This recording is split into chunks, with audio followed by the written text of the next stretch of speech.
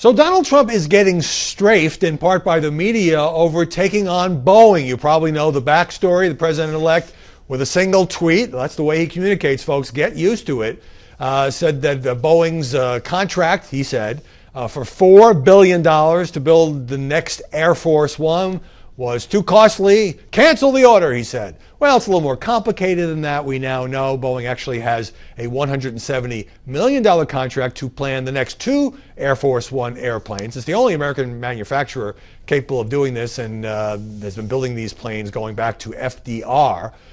So the Pentagon estimate, or whoever's overseeing this, would be about $3.2 billion, so it's not $4 billion.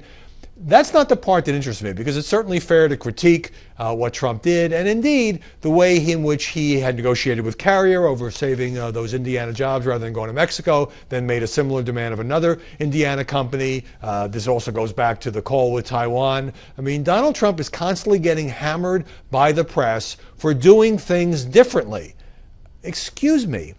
Have we not been through a 1.5-year campaign where he did things completely differently than anybody else had ever done, did all kinds of things with the collective media establishment, wrote him off, said he'll never recover from this, he's going to implode, he is self-destructive, he's not going to win the nomination, he's not going to win the election? Yeah, well, that's the way he is operating as president-elect. So the Washington Post has this big front-page piece yesterday using Boeing as a peg for what I'm talking about, and it says the following, that all these episodes I've mentioned, have left many wondering, it's a journalistic little trick there, whether this would be the unusual and unpredictable way that Trump will govern when he takes office next month.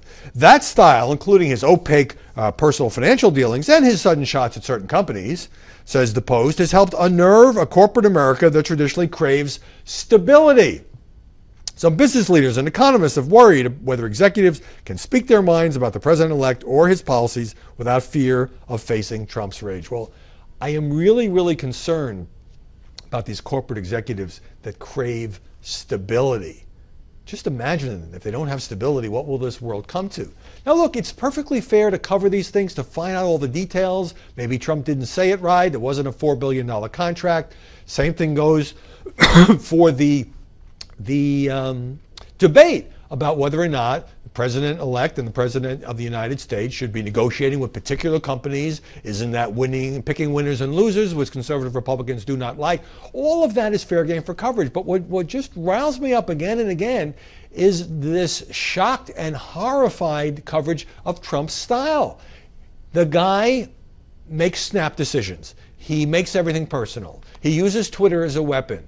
That's how he is going to be president. Why would anybody think that's going to change? Now, it may well turn out that once he is in the White House, this is not a good style for governing, that it's going to backfire more often than not. And of course, that should be covered too. I'm not saying he gets any kind of pass on this, but it seems that the media are almost slapping their foreheads again and again and again over the fact that Trump is not somebody who quietly negotiates things, that he doesn't have a lot of patience for processes and protocol, takes the call from the president of Taiwan, even though years, decades of protocol would dictate that he not do that. Turns out Bob Dole's lobbying firm was involved in setting that up.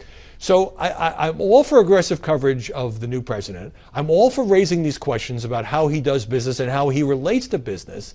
But maybe this style that he has, that the majority of the Electoral College voted for, maybe that will prove effective for him. And I just think that by questioning it over and over and over again, this is shocking, this is horrifying, how can he do this?